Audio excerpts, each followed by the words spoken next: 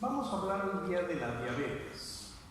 La diabetes mellitus es una de las enfermedades endocrinológicas más importantes.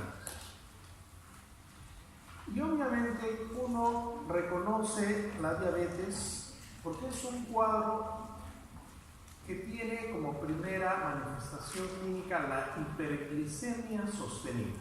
¿De acuerdo?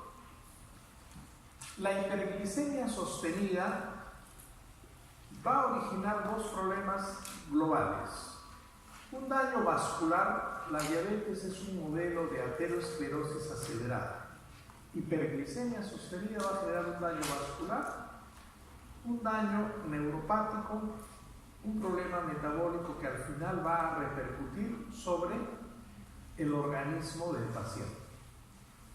Nosotros en nuestro quehacer como alumnos, como médicos, como familiares, siempre hemos tenido y escuchado a alguien que tiene una diabetes, ¿no es cierto? ¿Qué han escuchado ustedes de la diabetes? ¿Es una enfermedad simple o es una enfermedad compleja? Es una enfermedad compleja. Porque al final, esta hiperglicemia sostenida, ¿por qué se da? ¿Cuáles son los mecanismos? Se pueden dar porque no hay insulina. Entonces voy asociando diabetes e insulina. No hay insulina. ¿Por qué no hay insulina? Porque se han dañado las células beta del islote de Langerhans. ¿Dónde queda? En el páncreas. Entonces tengo un tipo de diabetes que es la diabetes de tipo 1, que se da en los jóvenes, en la cual por algún fenómeno de daño autoinmune o viral se ha dañado el páncreas, las células beta, y no hay producción de insulina. Entonces, el primer mecanismo de la diabetes es una hiperglicemia sostenida por falta de insulina. Pero ese es el grupo minoritario. El gran grupo mayoritario es el que tiene la diabetes, que es por resistencia a la insulina. Hay insulina, sí, pero hay resistencia en los receptores. ¿De acuerdo? Entonces, ¿y por qué hago esto? Cuando vamos a hablar de diabetes, es un síndrome clínico complejo que se produce por una hiperglicemia sostenida. Porque no hay insulina o porque hay una resistencia a la insulina. Va a generar esta hiperglicemia sostenida un daño metabólico. Vascular, acuérdense, la aterosclerosis acelerada, neuropático y gran predisposición a infecciones. Gracias. Vamos a felicitar a esos delegados porque, bueno, obviamente han resuelto, ¿no? Imagínense escucharme durante casi 2 horas. ¿Hay algo más? Ya, espero que no hayan copiado nada más. Hoy estaba el examen final.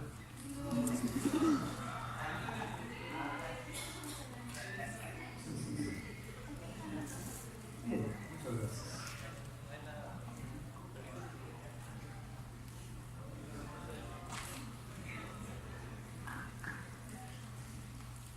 Gracias, jóvenes. Hiperglicemia sostenida por insulino deficiencia, no hay insulina, diabetes tipo 1, o por disminución de la actividad biológica, inmunoresistencia, ¿no es cierto? Va esto a originar múltiples trastornos en todo el organismo, produciendo un daño metabólico, vascular y también de tipo neuropático. Jóvenes, esta es una clase para mí muy importante que la he estado meditando y quiero transmitirle el concepto. Va a aumentar la incidencia o la prevalencia de diabetes a nivel del mundo en un 35%. La diabetes es una enfermedad que tiene características de salud pública por lo devastador que significa el no poder controlar el cuadro. De 135 se subirá, ¿no es cierto?, hacia el 2025 a 299.7 millones. Y vamos a ver por qué es el énfasis. El páncreas tiene, como ustedes conocen, al igual que yo, una parte endocrina y una parte exocrina. Y la parte endocrina, ¿no?, está constituida por los islotes de Langerhans. Hay más o menos entre 0.7 a 1 millón de islotes de Langerhans en el páncreas. Y estos islotes de Langerhans tienen células. Las células beta producen la insulina. Las células alfa, el glucagón, que es una hormona contrarreguladora, y las células delta, la somatostatina, que es una hormona reguladora. Actúa mediando la actividad entre la insulina y el glucagón. El islote de Langerhans ve la distribución de las células, y las células beta que están pintadas en este color de color rosado son las productoras de la insulina. Ven acá cómo se puede observar en el gráfico, en el dibujo B, la menor cantidad de células de islotes de Langerhans que van a producir la insulina en un paciente con diabetes, ¿no?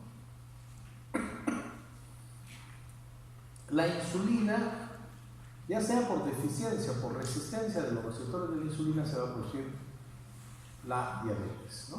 Hay un cromosoma 11 y hay un gen responsable en la síntesis de la insulina que está en el brazo corto del cromosoma 11. Y para que se forme la insulina, primero se forma la preproinsulina. En el retículo endoplásmico se forma la proinsulina, y luego en este retículo endoplásmico, en la célula beta del páncreas, ¿no?, la proinsulina se va a distribuir entre insulina y péptido C, y luego, por fenómeno de exocitosis, se va a liberar insulina y péptido C. Debo tener bien claro lo siguiente: se forma como preproinsulina, luego como proinsulina. Esta proinsulina es insulina y péptido C, y después sale. Si yo tengo un paciente diabético de tipo 1 que por un fenómeno viral o autoinmune ha destruido todas sus células, ¿voy a encontrar insulina en el dosaje basal? No, porque se ha destruido las células beta. ¿Encontraré péptido C? Tampoco, ¿no es cierto? Entonces, ojo, la insulina se forma en las células beta como preproinsulina. Luego como proinsulina, y esta proinsulina está compuesta por la insulina misma y el péptido C. Y luego por exocitosis se libera la insulina y por otro lado el péptido C. El páncreas secreta cantidades equimorales de insulina y péptido C. Por radioinmunoensayo en ayunas, la concentración de insulina es de 5 a 15 microunidades sobre mililitro y de 30 a 75 unidades sobre mililitro en el periodo postprandial, ¿no? Y el nivel de péptido C en ayunas es de 2 a 4 nanogramos mililitro y postprandial de 4 a 6. La medición de las concentraciones de péptido C en ayunas o posestímulo, ¿no?, de glucagón es una buena expresión de la síntesis y secreción de insulina. Si tengo péptido C es porque hay insulina. Si no hay péptido C es porque no hay insulina. Y en el laboratorio también se puede usar tanto la insulina plasmática como el péptido C. La secreción de la insulina se da como respuesta de las células beta a la ingesta de alimentos. ¿Cuál es el poderoso estimulante de la liberación de insulina? La glucosa. ¿De acuerdo? Vemos acá la glucosa en sangre. La célula beta capta a través de su transportador, se produce una activación del ATP, se cierran los canales de calcio, se abren los canales de potasio, se abren los canales de calcio y se libera la proinsulina, se desdobla en insulina y péptido C y se libera. ¿No? Esta gráfica es muy sencilla, simplemente para ver que, jóvenes, cuando ustedes amanecen 6 de la mañana, ¿no es cierto?, y toman su desayuno, no todos toman un buen desayuno, pero los que toman su desayuno, ¿qué pasa? Esa insulina, ese incremento de la carga de la glucosa que va a pasar al estómago, luego al intestino y luego a la circulación, va a ser un estímulo ¿para qué? Para la liberación de insulina. Ven en esta gráfica, jóvenes, niveles de glucosa en sangre en rojo. Tomas tu desayuno, se eleva la glucosa. Los que no toman desayuno están todos apáticos, ¿no? Un poco cansados.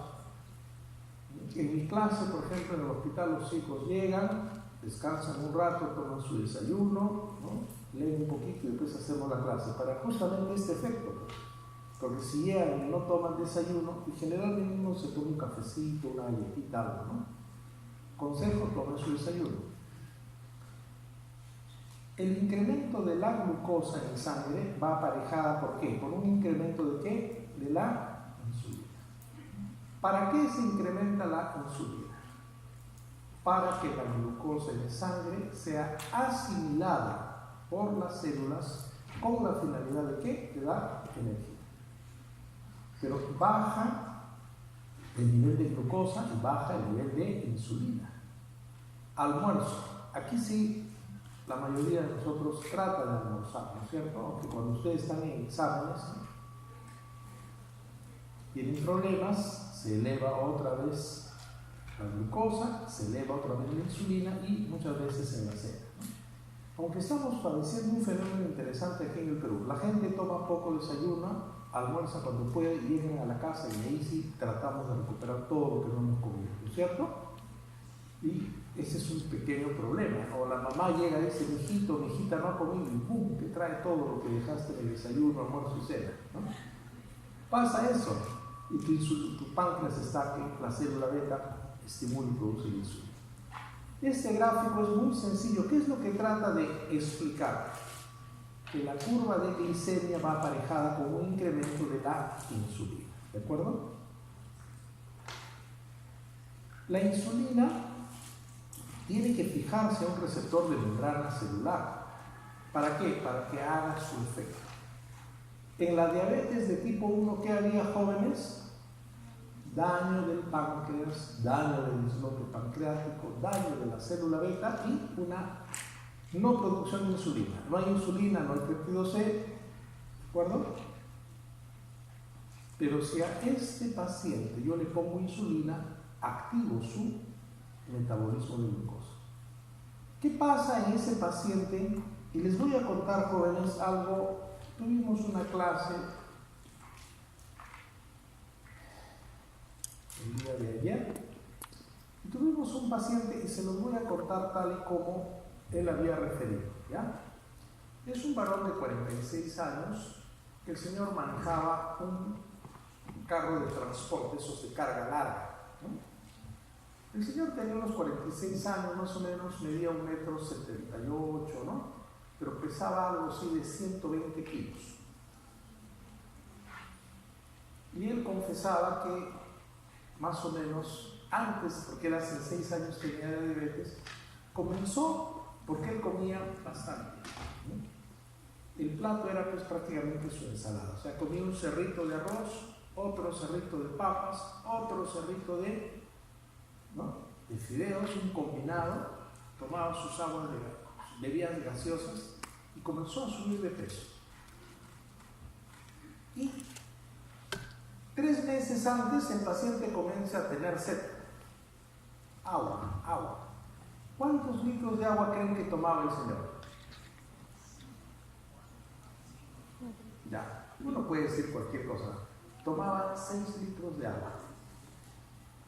Y cuando él manejaba, dice que tomaba agua. ¿Y qué pasa cuando hay hiperglicemia sostenida?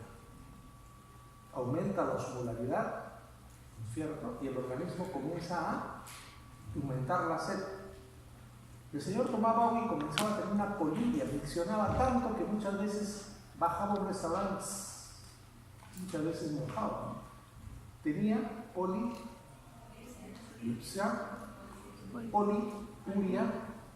Él no se dio cuenta de la polifagia porque comió un montón.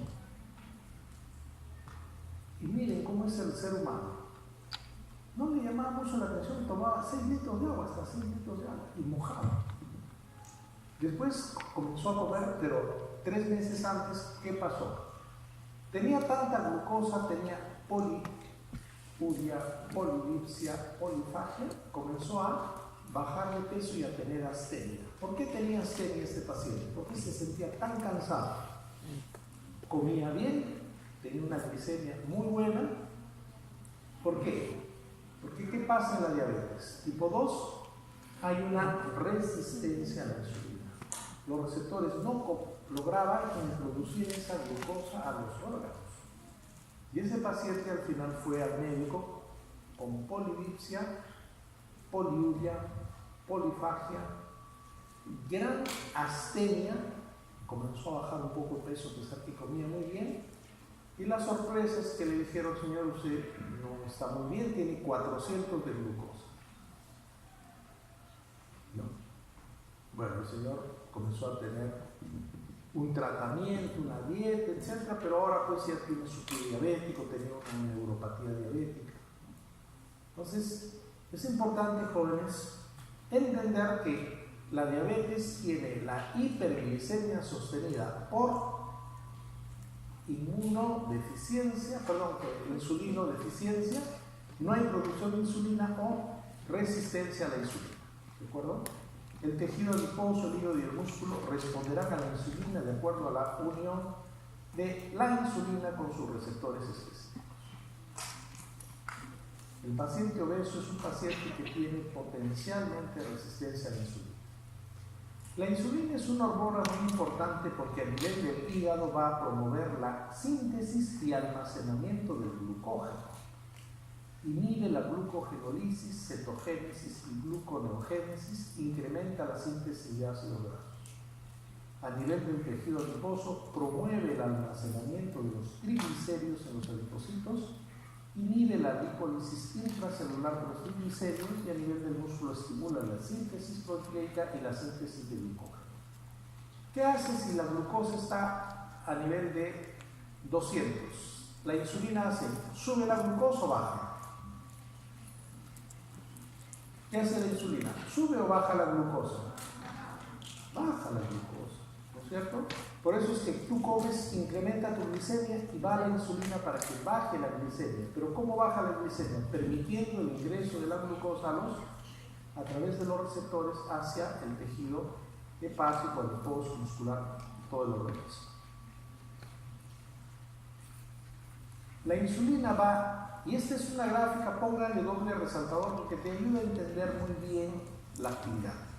Inhibe la glucogénesis, la glucogenólisis, la lipólisis, la cetogénesis y la proteólisis. Va a inhibir. Va a favorecer la entrada de la glucosa en el músculo y en el tejido adiposo. Va a favorecer la glucolisis, va a favorecer la síntesis de glucógeno, va a favorecer la síntesis de proteína y va a favorecer la entrada de los iones, especialmente el potasio y los fosfatos.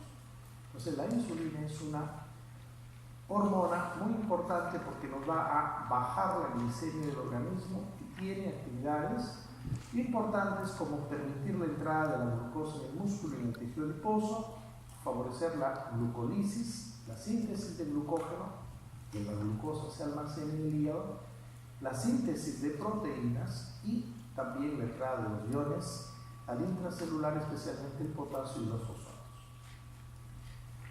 La otra hormona contrarreguladora es el glucagón.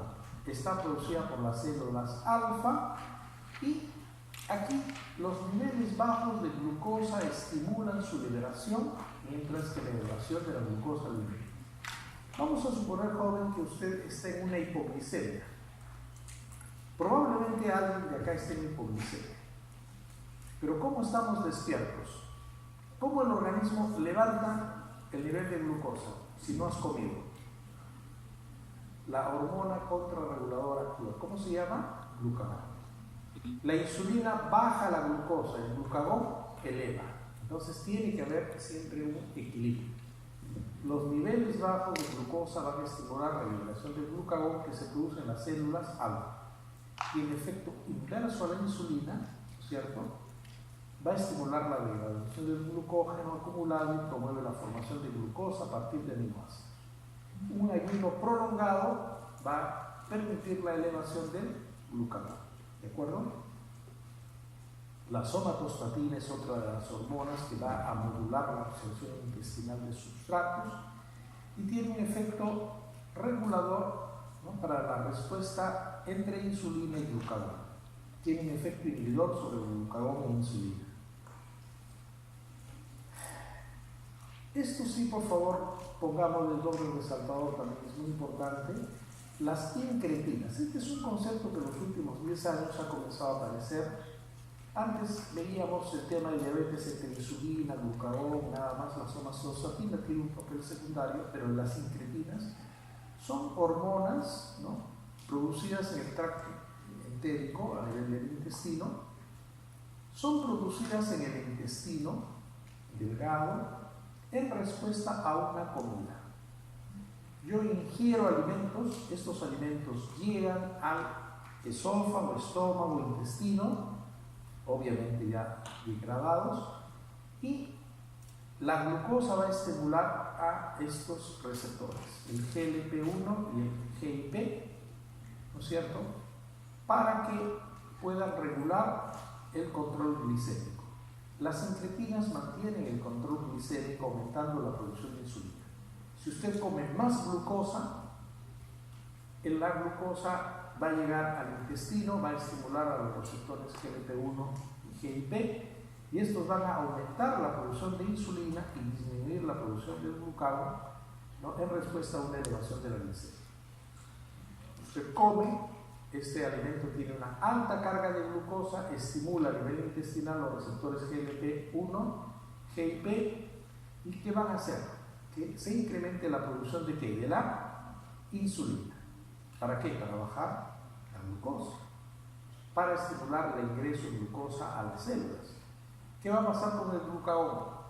Que baja, ¿no es cierto? Y en ayunas hay el efecto probablemente inverso. La glucosa oral estimula en mayor medida la secreción de insulina y el efecto incretina es responsable del 50-70% de la insulina secretada dependiente de glucosa. Si quisiéramos definir, el efecto incretina es la estimulación de los alimentos ricos en glucosa en los receptores del intestino para que se activen las incretinas y se estimule la producción de insulina a nivel de ¿dónde? De las células betas del islote de páncreas, del páncreas, ¿no?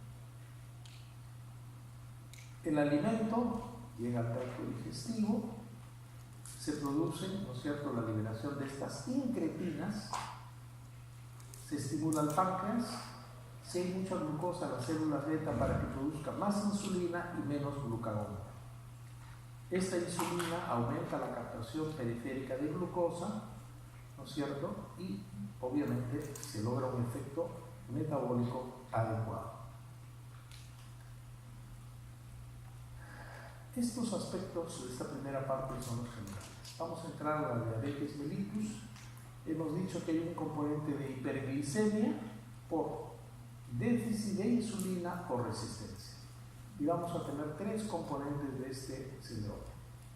Un cuadro metabólico donde hay hiperglicemia, fundamentalmente un problema vascular donde hay una ateroesclerosis o aterogénesis acelerada y un problema neuropático. Los nervios periféricos se dañan por una alteración de la basa nerviosa, ¿no?, los microvasos que van a nutrir el tejido nervioso. El síndrome metabólico consiste en una hiperglicemia que además se acompaña con glucosuria y clínicamente se expresa con polifagia, polilipsia, poliuria y alteraciones en el metabolismo de los lípidos y las proteínas. En un paciente diabético generalmente están altos los niveles de triglicéridos, ¿no? Se puede alterar el metabolismo de proteínas. Con un paciente que tiene baja insulina, la insulina es una hormona que estimula la síntesis de proteínas. El paciente puede tener déficit de proteínas, ¿no? ¿Por qué? Porque hay déficit absoluto o relativo en la acción de insulina. Déficit absoluto cuando hay una diabetes de tipo 1, donde hay una destrucción de las células beta del páncreas, o el déficit puede ser relativo en el caso de los diabéticos de tipo 2 u obesos que tienen resistencia a la insulina. El síndrome vascular el daño vascular. Entonces, este es otro concepto. Diabetes es hablar de daño vascular, paciente con daño vascular. De los grandes vasos, macroangiopático, va a tener aterosclerosis, o microangiopático, que afecta a todos los órganos, especialmente el corazón. El paciente con diabetes tiene angiopatía, ¿no es cierto?, coronaria. Es un paciente con alto riesgo de padecer cardiopatía coronaria a nivel de la circulación cerebral, infartos cerebrales, circulación periférica, riñones eléctricos. Jóvenes, en todas sus prácticas probablemente hayan visto algún diabético que tenga retinopatía diabética, tiene problemas, y el extremo es la ceguera. En la práctica habremos visto pacientes diabéticos que tienen infarto de miocardio, angina del pecho. Habremos visto pacientes diabéticos que tienen insuficiencia cardíaca por miocardiopatía dilatada. Habremos visto, tiene un accidente cerebrovascular, sí, ¿cuál es la causa? Tiene hipertensión y tiene diabetes. Habremos visto pacientes amputados con pie diabético. ¿Por qué? Porque tiene daño vascular. ¿Cuál es la causa más frecuente en nuestro medio responsable de la insuficiencia renal crónica y hemodiálisis? Diabetes e hipertensión. Usted ve un paciente de diabetes y hipertensión, ve a futuro, si no se cuida, diálisis, insuficiencia renal y la retina. En el síndrome neuropático hay trastornos que pueden ser del sistema nervioso autónomo o periférico, como vamos a ver más adelante, y hay en el cuadro de diabetes un mayor riesgo de infecciones. Yo les decía a mis alumnos en la práctica, con un poco de dramatismo es cierto, que una cosa es tratar a un paciente no diabético con una infección. Un paciente que tiene diabetes y tiene una infección urinaria tiene más riesgo de ser pielonefritis y absceso perinefrítico. Si tiene una celulitis, tiene más riesgo de ser una celulitis necrotizante y una fasciitis necrotizante. Si tiene una neumonía, tiene más riesgo de ser una neumonía o bronconeumonía severa. Entonces, cuando usted tenga, porque ustedes van a ser médico dentro de ¿cuánto? 2 años, 3 años. Si Dios quiere, están en 4º año, ¿no es cierto? 5º, 6º, 2 años el internado ya. 4 años, ya falta poco. Cuando vean un paciente diabético, tengan mucho cuidado. Tengan mucho cuidado, porque es un paciente que tiene alto riesgo de infecciones severas necrotizantes. Patogenia de la diabetes mellitus, como se ve acá, puede ser por destrucción autoinmune de las células beta y una deficiencia, diabéticos de tipo 1. Son jóvenes que siempre están usando insulina porque no tienen, son los insulino dependientes, o el otro brazo del mecanismo es la resistencia tisular a la insulina. Son pacientes obesos que generalmente tienen resistencia a insulina. Ambos casos, cuando la insulina no actúa, hay una hiperglicemia sostenida en un estado, ¿no es cierto?, en la cual el organismo no puede asimilar. Hay un metabolismo deficiente, pero no solamente afecta el metabolismo de carbohidratos, hiperglicemia, sino también de los lípidos, incremento sostenido de triglicéridos y altera también la síntesis de proteínas. Si vemos acá, si el paciente tiene una deficiencia de la utilización de la glucosa, el paciente tendrá hiperglicemia. Si hay hiperglicemia, la traducción es polifagia, poliuria, polilipsia. Veremos que hay una violencia osmótica y deshidratación. El paciente diabético es un paciente que puede, si no tiene una buena ingesta de líquido, deshidratarse. Se manifiesta poliuria, polifagia, polilipsia. Hay una disminución en cuanto a la captación de nutrientes, hay menos calorías disponibles. Es un paciente que tiene mucha glucosa pero no puede asimilarlo. El paciente puede tener letargia, polifagia, y el organismo trata de obtener energía ¿de dónde? De las grasas, de las proteínas. Entra en un estado de hipercatabolismo. Y es interesante, el diabético descompensado es un diabético que comienza a bajar de peso. El diabético que comienza a bajar de peso es un paciente diabético descompensado, y obviamente un paciente diabético de tipo 1, un jovencito, ¿no?, o un niño que tenga diabetes, va a tener también problemas en su metabolismo de proteínas, ¿no? Y en su crecimiento. Cuando hay una alteración del metabolismo de los ácidos grasos, sobre todo en periodos agudos, hay pacientes muy jóvenes que hacen hiperglicemia severa con gran catabolismo, hacen cetosis. El paciente puede tener un aliento a manzana, muy nauseoso, con vómitos, dolor abdominal. Usted encuentra una hiperglicemia sostenida, cuerpos cetónicos en la orina, ¿no? Acidosis metabólica, y este cuadro puede llevarlo a una diabetes mellitus descompensada y en su manifestación neurológica a un coma diabético, ¿no? Se puede presentar la respiración de Kussmaul por acidosis y el paciente puede estar en estupor en coma. Generalmente en nuestro medio ya se ve muy poco de esto. Cuando hablemos de diabetes hay que clasificar. La diabetes mellitus de tipo 1 es la diabetes juvenil, en la cual hay una deficiencia de insulina por destrucción de las células beta del páncreas. Grosso modo es entre el 8 al 10% de los pacientes diabéticos, y el diabético de tipo 2, ¿no? O diabetes del adulto, hay insulina, hay poca insulina, pero hay una resistencia a la insulina. Es el mayor número de casos en nuestro medio.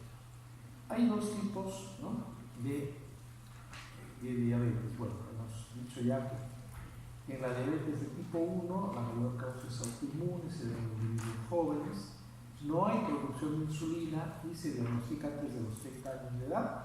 En la de tipo 2 hay un déficit relativo de la producción de insulina, hay deficiente utilización periférica de los tejidos, ¿no? de esta glucosa, se da en personas adultas y se asocia mucho con la obesidad.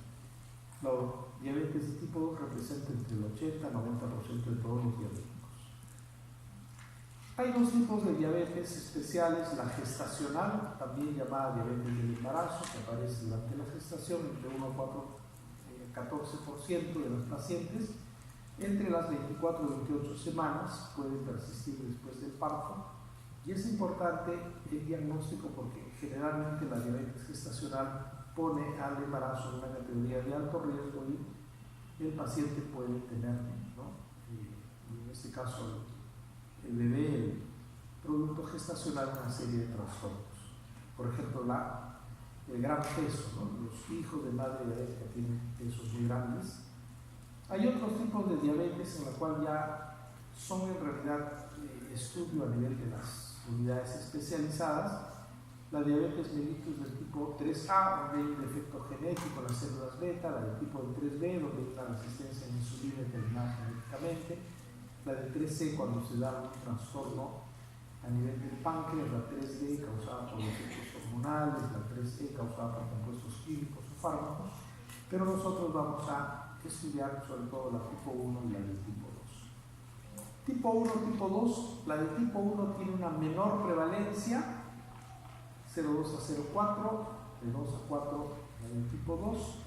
En realidad el 80-90% son del tipo 2. La edad de inicio menos de 30 años, aquí más de 40 años. La cetosis es común en la del tipo 1 porque no hay insulina, es rara en la del tipo 2 porque habiendo pequeña cantidad de insulina hay más un componente de resistencia. En la de tipo 1, que es autoinmune, hay anticuerpos circulantes, en la de tipo 2 no. Son frecuentes las complicaciones en la de tipo 1, también en las de tipo 2.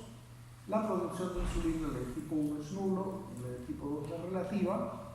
Su tratamiento es fundamentalmente de insulina, ¿no? Y en el de tipo 2 el problema fundamentalmente es de resistencia a la insulina. Esta es una gráfica, una tabla muy sencilla que permite ubicarse en la de tipo 1 y tipo 2. Tipo 1 es la menos prevalente, es la más frecuente antes de los 30 años. No hay insulina porque hay un daño de las células betas del páncreas. En este paciente puede estar elevado también el glucagón plasmático y existe producción y acumulación de cetonas. En la diabetes mellitus de tipo 1 generalmente existe un problema de autoinmunidad. Hay autoanticuerpos circulantes contra las células beta del páncreas y se han descrito anticuerpos anti-SLOT, anti-insulina, antifosfatasas de tirosina. Se ha asociado a la diabetes de tipo 1 la presencia de virus. Han visto que pacientes que han tenido parotiditis, infecciones por retrovirus, rubiola, rotavirus, citomegalovirus o coxsackie, después de este cuadro viral han desarrollado autoanticuerpos y han desarrollado la diabetes mellitus de tipo 1. O también expuestos a compuestos nitrosos, el báculo, una sustancia que usa en la industria u otros tóxicos, pueden haber desarrollado, ¿no?, diabetes mellitus de tipo 1. Si yo tengo un paciente con hiperglicemia, niño joven, es de tipo 1 hasta no lo contrario. ¿De acuerdo? Ese es un paciente que rápidamente se va a descompensar, puede llegar a cetosis y su tratamiento fundamentalmente es con insulina. Muchas veces los pacientes con diabetes mellitus de tipo 1, al tener autoinmunidad, pueden asociarse a la enfermedad de Graves-Basedow, a la tiroiditis de Hashimoto, a la enfermedad de Addison, al vitíligo, enfermedad celíaca, hepatitis autoinmune, miastenia gravis o anemia perniciosa. Pueden asociarse. Obviamente hay una predisposición genética, hay unos genes que están ligados al locus HLA, y muchas veces esta predisposición genética, sumado a factores ambientales como pueden ser las infecciones virales o toxicidad, van a desencadenar un daño de las células beta y la producción de diabetes mellitus de tipo 1. Predisposición genética, factor ambiental. El factor ambiental es la producción de enfermedades virales o daños de sustancias tóxicas. Van a desencadenar un fenómeno autoinmune y destrucción de células beta. En el paciente con diabetes de tipo 1, antes le llamaban forma juvenil, hay una hiperglicemia sostenida prácticamente desde el inicio. Y el paciente tiene poliuria. ¿Por qué tiene poliuria un paciente diabético? Jóvenes. Porque antes decían, hay pacientes que miccionan mucho. Esos son los diabéticos. Y alguien, ¿cómo es la ciencia? ¿Saben por qué le llamaban mellitus? Mellitus de miel, porque era dulce. ¿Cómo se hacía la prueba antes? Piden una glicemia, piden una globulina y velocidad no. ¿Y ustedes creen que esa es una práctica clínica, llamémosla así, común o ya no? ¿Qué dicen ustedes? Ya no. Ya no en nuestro mundo, siglo XXI, civilizado, La Molina, Lima, Perú, Universidad San Martín. Hace poco he visto una señora de Huánuco. Polifagia, poliuria, polidipsia, astenia baja de peso, glicemia 300. La comunicación no ha llegado. El Perú es un país muy heterogéneo, ¿no es cierto? La señora, ¿cómo se dio cuenta que algo malo estaba? Probó su orina y dice, no tendré diabetes. Y no es malo, en el fondo es su propia orina, ¿no? Ahora, ustedes saben, hay un capítulo de la medicina alternativa que es la orinoterapia, ¿no? ¿Saben que existe eso?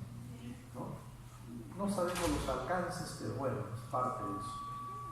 Pero estos pacientitos jóvenes tienen hiperglicemia, tienen una gran poliuria, una gran polidipsia, tienen visión borrosa, son pacientes que tienen baja ponderada, debilidad por pérdida de la masa muscular, parestesia, cetoacidosis.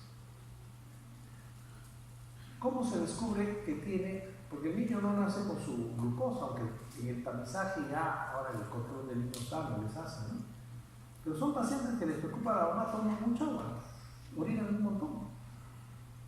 Y a pesar que comen bastante, no suben de peso.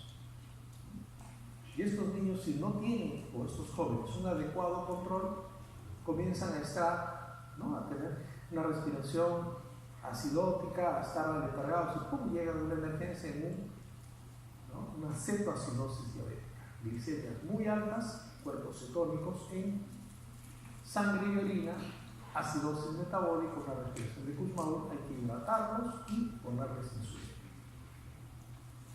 La diabetes de tipo 2 es un paciente con obesidad. Aquí no hay daño estructural inicialmente de las células beta, ¿okay? Es una resistencia a la insulina. Generalmente son pacientes que tienen una gran barriguita, ¿no? En el argot dice tienes una barriga chelera. Ojo, el que tiene perímetro abdominal muy alto tiene riesgo de enfermedad cardiovascular, metabólica. Para tomarse la foto, ¿qué hacemos los de más de 50 años? Escondemos la barriga, ¿no? ojo, esas barrigas, esta obesidad centrípeta no es buena. En ellos, al inicio, hay una hiperplasia de las células beta del páncreas, hay hiperinsulinismo.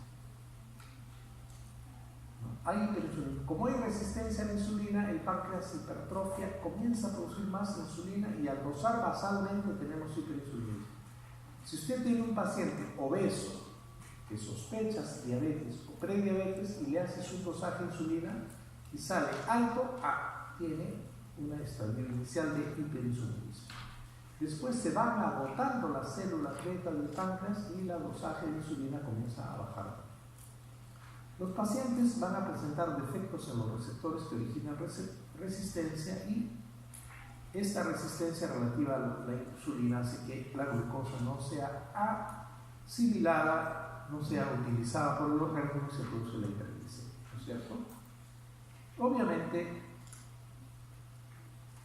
en el paciente con diabetes la insulina está disminuida, ¿no es cierto? Hay menor captación de glucosa por el músculo, el tejido graso, hay una hiperglicemia sostenida, ¿no? Y también muchas veces cuando hay disminución de la insulina se puede lograr un efecto del incremento del glucagón.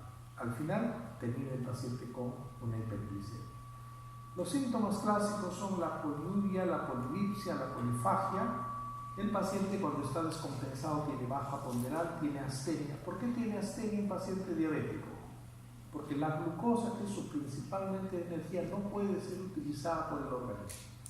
Y obviamente, muchas veces vemos a nuestros pacientes con complicaciones. ¿Cuáles son las complicaciones? Retinopatía diabética, proliferativa, no proliferativa, tiene mayor incidencia de cataratas, ¿no? En las manifestaciones vasculares tiene mayor incidencia de vasculopatía periférica, de insuficiencia cardíaca, de cardiopatía coronaria. En las manifestaciones neurológicas los pacientes tienen mayor incidencia de accidentes cerebrovasculares. Jóvenes, y percátense siempre cómo viene el paciente con neuropatía. Dice, doctor, siento adormecimiento en el pie.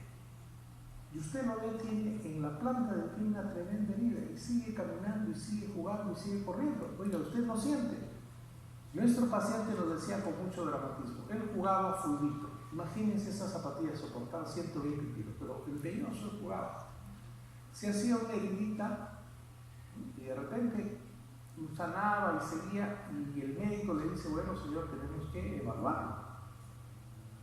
Le cortaban la herida, le profundizaban, le hacían toda una limpieza sin anestesia. Usted soportaría que le hagan cualquier procedimiento sin anestesia. Hay dolor, la planta del pie tiene mucha sensibilidad, pero este paciente no le dolía. ¿Por qué? Porque era un hombre insensible, no, tenía neuropatía sensitiva, tenía una anestesia en el pie. U otras veces también tenemos pacientes que dicen, se acuestan y comienzan a sentir como corriente en los pies, sienten un ardor en la planta de los pies. Pacientes que tienen una neuropatía periférica. ¿De acuerdo? Entonces, hipoestesia, hiperestesia, esa sensación de ardor en la planta de los pies, que estamos hablando de un daño de neuropatía periférica. Los pacientes también pueden tener manifestaciones digestivas. La diabetes puede dañar los plexos miotéricos y predisponer a diarreas crónicas, a síndromes pilóricos, ¿no es cierto? Manifestaciones urológicas. Muchos pacientes van a una consulta por disfunción eréctil y la disfunción eréctil es motivo, ¿no?, de o tienen un componente vascular o tienen un componente neuropático, ¿no? Entonces puede también dar problemas urológicos, renales. Ojo, la hiperglicemia genera nefropatía diabética.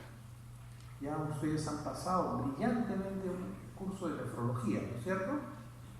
No sé si tan brillantemente, pero han pasado, creo. La diabetes, la glucosuria sostenida va a dañar el glomérulo. Primero es por hiperfiltración y terminas teniendo una insuficiencia renal. Puedes tener un síndrome nefrótico, incluso una diabetes. Y las infecciones. Paciente diabético tiene más susceptibilidad a infecciones bacterianas, micóticas y virales. Si usted tiene un paciente con celulitis y es diabético, debe un adecuado tratamiento y seguimiento. Si tiene una infección urinaria, igual. Tienen 3 veces más riesgo de complicar y de morir. ¿De acuerdo? Es importante. ¿Y por qué se produce mayor susceptibilidad y mayor severidad de las infecciones?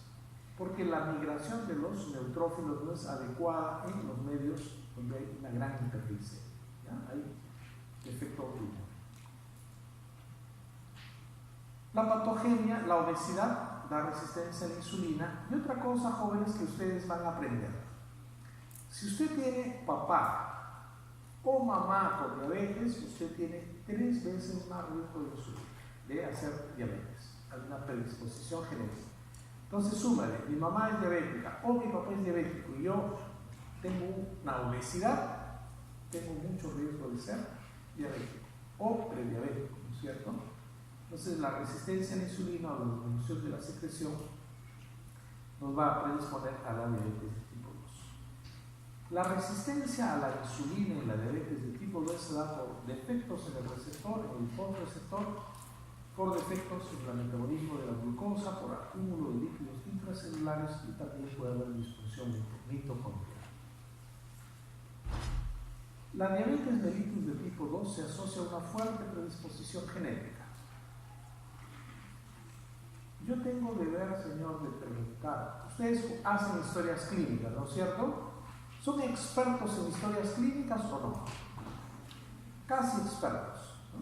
Hay gente que dice, no, yo no pregunto mucho porque es meterme en la vida del paciente, no. Una cosa es la indagación de cosas personales y otra cosa es la clínica. Usted tiene que preguntar, tu papá y tu mamá, ¿qué enfermedades han tenido y de qué han fallecido? El cáncer, ustedes están llevando un curso de oncología, ¿no? A mis alumnos los veo suspirando por el curso de oncología. Todo es un curso de oncología. No, primero es medicina, chicos. Si tu papá tiene diabetes y tu mamá o tu mamá tiene diabetes, tú tienes 3 veces más riesgo de diabetes. Si su papá tiene neoplasia, usted tiene riesgo de neoplasia.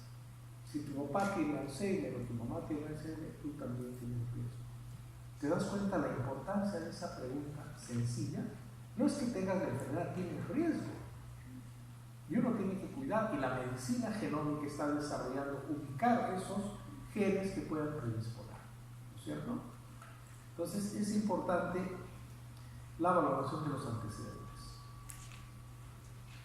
El riesgo para la enfermedad diabetes tipo 2 aumenta con la edad. Más edad, la obesidad y el sedentarismo. Y van a ver ustedes en la práctica de atención primaria mucha gente de edad avanzada o mayor, obesidad y sedentarismo. Ocurre con mayor frecuencia en mujeres que tuvieron diabetes gestacional, con pacientes hipertensos o con dislipidemia. No hay marcadores inmunológicos aquí en la diabetes de tipo 2, ¿no? Donde obviamente el páncreas, ¿no?, produce insulina.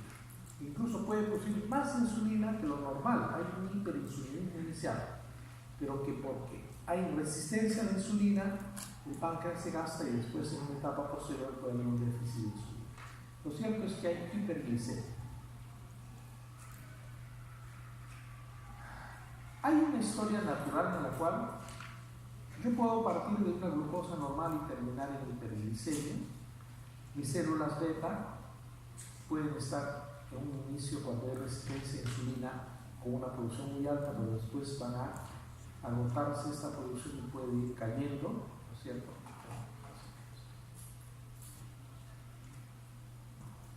Entonces en esta gráfica se ve cómo incrementa la glucosa, conforme aumenta la glucosa va a caer posteriormente la función de las células beta y van a progresar en el tiempo las complicaciones macrovasculares y las complicaciones microvasculares. ¿Hay una susceptibilidad genética para la diabetes de tipo 2? Sí, pero también hay factores ambientales que hacen que la enfermedad se presente, como son la obesidad y el sedentarismo. La insulinoresistencia predispone, y seremos primero un paciente que tiene intolerancia a la glucosa, luego va a tener una diabetes con una glicemia evolutiva, y la hiperglicemia va a explicar la retinopatía, la nefropatía, la neuropatía y en estadios más avanzados ya la enfermedad oftalmológica severa hasta llegar a la ceguera, la insuficiencia renal crónica que llega a la diálisis y necesidad de trasplante en algunos casos, la enfermedad coronaria, la enfermedad vascular, la amputación, ¿no? Y la diabetes mellitus es una de las principales causas de muerte y mortalidad prematura. Para ver el impacto jóvenes, si yo tengo un paciente de 60 años cronológicos con una diabetes de más de 20 años, su organismo estaría como si tuviera 30 años más. O sea, un diabético crónico de 60 años es como si tuviera un árbol vascular de 90 años. Si viene un paciente con poliuria, polidipsia, polifagia, pérdida de peso, usted puede decir el Capriano, ¿no es cierto? Puede tener una diabetes mellitus. Si este paciente además tiene pérdida de peso, la diabetes mellitus descompensada puede producir pérdida de peso. ¿Por qué se produciría la visión borrosa? ¿Qué pasa a nivel de lente intraocular? Cuando hay mucha glicemia se deshidrata. Entonces el paciente muchas veces va al oculista, le ponen una medida, baja la glicemia, cambia de grosor lente intraocular, ¿no? En el nivel de cristalino, y el paciente puede tener trastorno de refracción. Visión borrosa y susceptibilidad a infecciones. Muchas veces hemos visto mujeres que tienen vaginitis a repetición o tienen infecciones urinarias a repetición. Le haces una valoración y las vaginitis micóticas a repetición, las infecciones urinarias a repetición pueden estar asociadas aquí a un fondo de hiperglicemia. Los diabéticos tienen mucha susceptibilidad a las infecciones. Jóvenes, esto sí les voy a pedir que tengamos la mayor, digamos, atención posible. El test de tolerancia, ¿ya?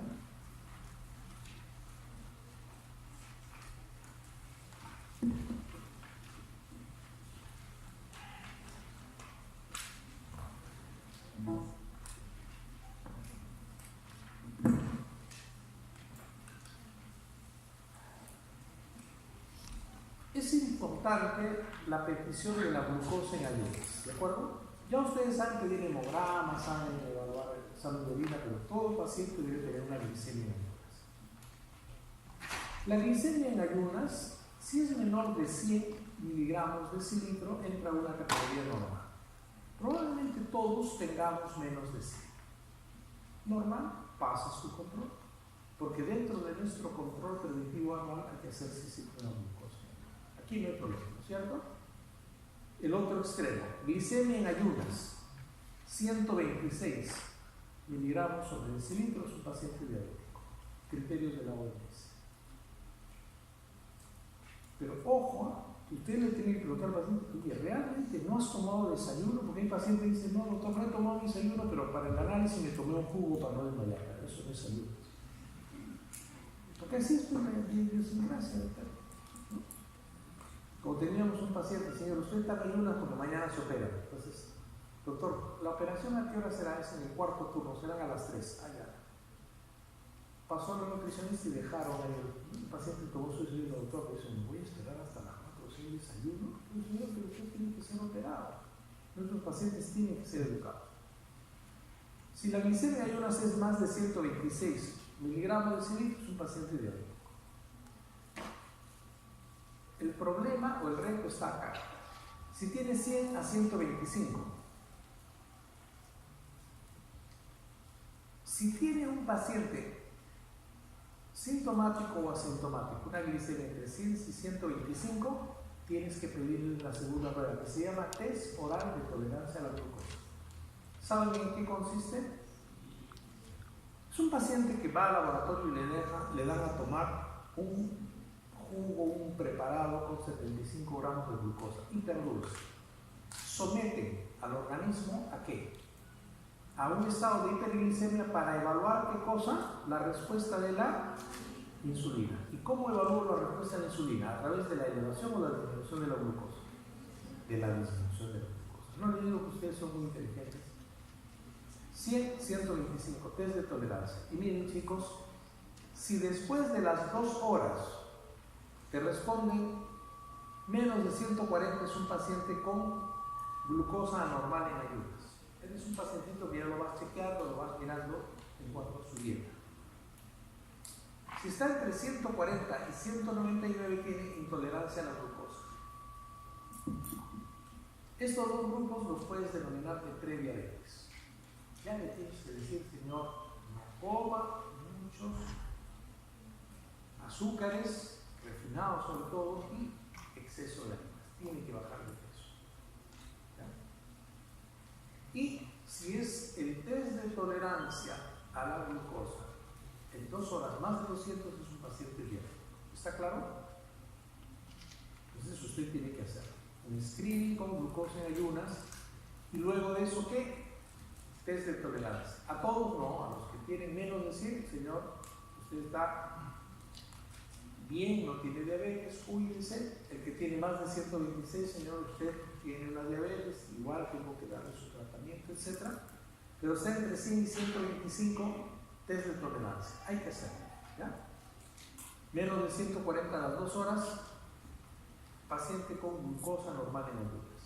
Entre 140 y 199, paciente de intolerancia. Estos dos los catalogamos como prediabéticos, y si tiene más de 200 es diabético. La pregunta es, ¿un prediabético puede pasar a ser diabético? ¿Qué necesita? Comer más y aumentar de peso, ¿cierto? ¿Por qué? Porque dependiendo del nivel de alimentación, del nivel de peso, a más sobrepeso va a haber más resistencia a insulina. Y eso va a determinar la diabetes, ¿cierto? Se pidieron una glucosa en ayunas, un test de tolerancia y la hemoglobina glicosilada, ¿cierto? Es un indicador de cómo está el control metabólico. Perdón.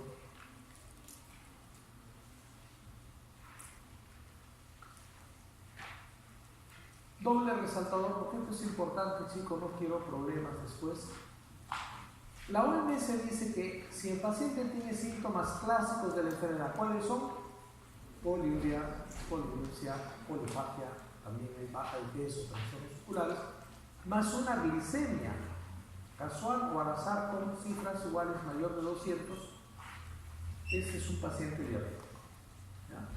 Pero ojo, este es casual o al azar mayor de 200. ¿Ya?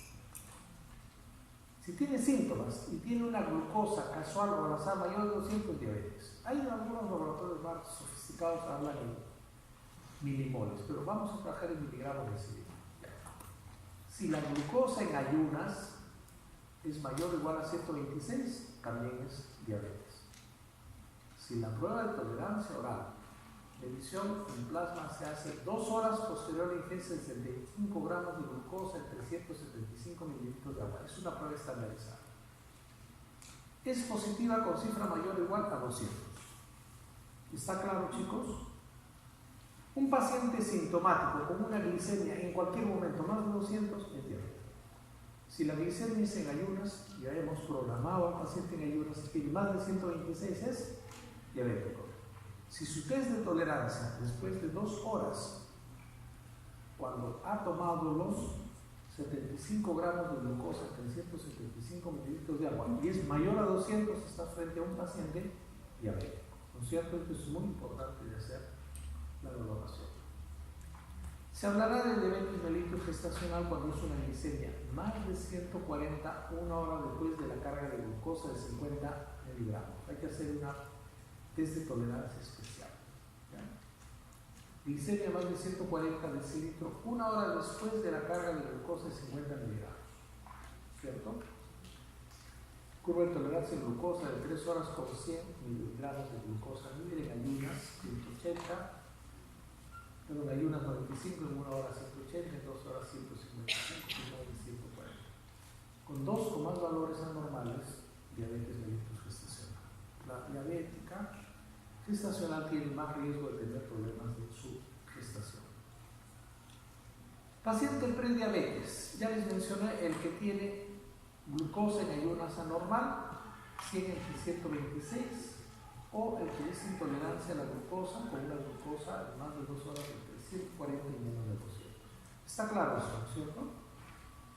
Chicos, por favor, hoy día no duerman si no aprenden esta tabla.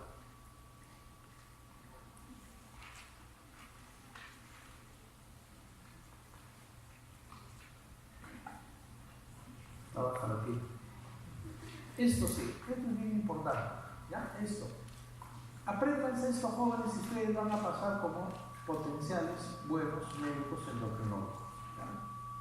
Impresionen a su profesor de práctica mañana: profesor, necesito un paciente que tenga un test de tolerancia a la glucosa. Entonces te muestra ese test de tolerancia a las 2 horas, más de 200 diabético, ¿no es cierto? Esto revísenlo bien, por favor. Complicaciones agudas: el síndrome hiperosmolar no cetóxico o la cetoacidosis diabética. ¿Quién hace más riesgo de cetoacidosis? ¿El diabético tipo 1 o tipo 2? 1. ¿Por qué? Porque no tiene insulina y el organismo echa mano a los líquidos de las proteínas para sacar energía, genera mucha cetosis. Es más frecuente el hiperosmolar no cetóxico en los diabéticos de tipo 2. El paciente con coma diabético puede tener coma hiperglicémico o hipoglicémico. El coma hiperglicémico es de evolución lenta, es un paciente con náuseas, con hiperventilación, con un aliento típico de manzana, piel caliente y piel seca. En cambio, el paciente que llega y coma hipoglicémico es brusco, puede tener mucho hambre, puede tener temblor, puede tener confusión mental, irritabilidad y sudoroso. ¿Por qué el paciente diabético llega a un coma hipoglicémico? Este paciente está en coma, tiene antecedentes de diabetes. ¿Por qué llega? Por el uso de insulina. Por el uso de insulina. ¿Ya? Entonces tú tienes que ver, si un paciente con antecedente de diabetes tiene en coma, rápidamente un glucotest. Si tiene hiperglicemia, lo vas a hidratar, le vas a poner insulina. Pero si tiene una hipoglicemia, ¿qué ha estado usando? Insulina. ¿Comió? ¿No comió? ¿Tuvo una diarrea? Ya. Es importante siempre eso. ¿Ya?